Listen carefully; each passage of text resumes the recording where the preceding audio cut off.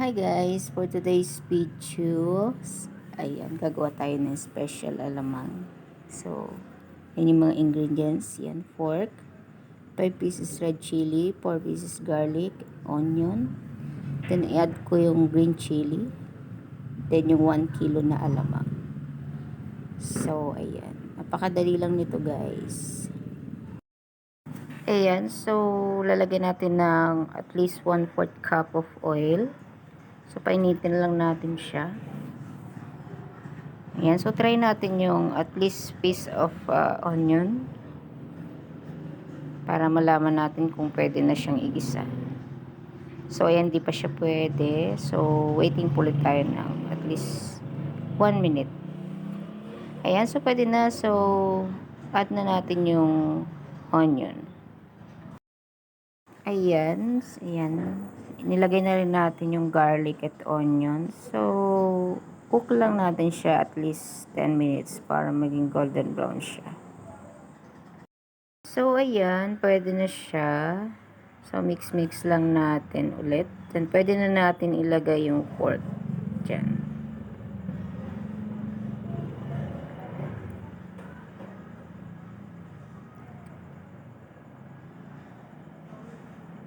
Ayan, so ilalagay na natin yung pork. Dito naman sa pork is cook natin siya at least 10 minutes para maging golden brown din siya. Mas masarap kasi yung medyo crispy yung pork niya. So, ayan, another cook time.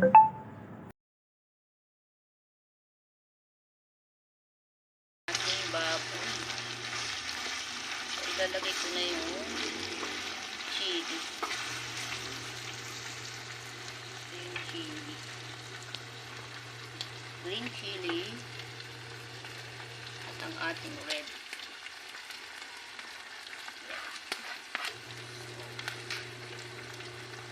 Tignan natin.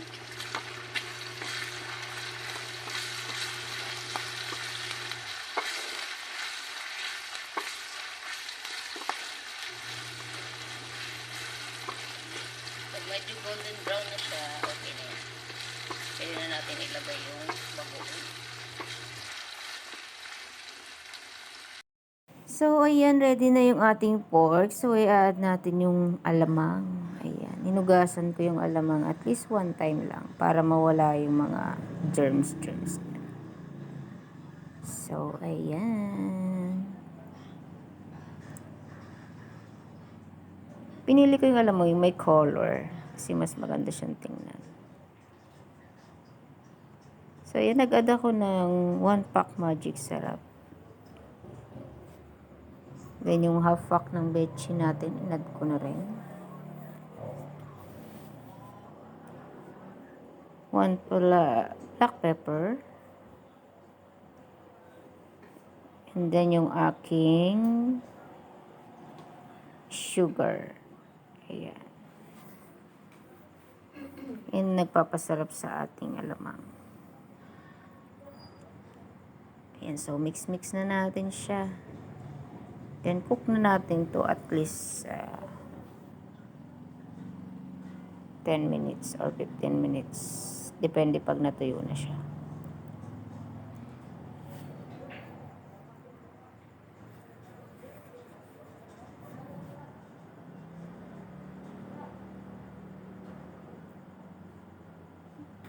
So, kailangan natin siyang haluin mabuti para mahalo yung mga mix, yung ingredients natin. Ayan, so 20 minutes natin siyang iluto. Ayan, so malapit na siya. So, mag-add ako dyan ng vinegar. 2 tablespoon. Ito yung nagpapatagal, nagpapapreserve ng ating alamang. So, ayan, cook again. So, that's it. Fast forward, ayan na yung ating color ng bagoong alamang. So, ilalagay na natin siya sa mga lagayan.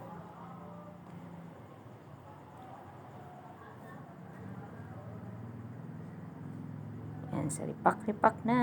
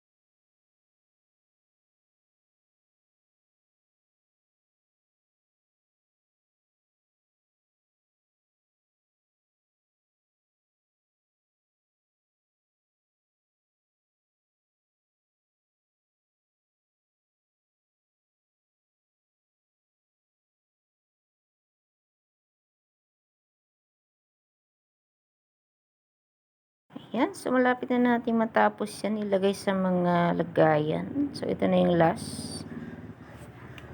Ayan, pwede siya at least 1 month basta nasa rep lang yung ating bagoong alamang. Yan, that's all. Thank you for watching.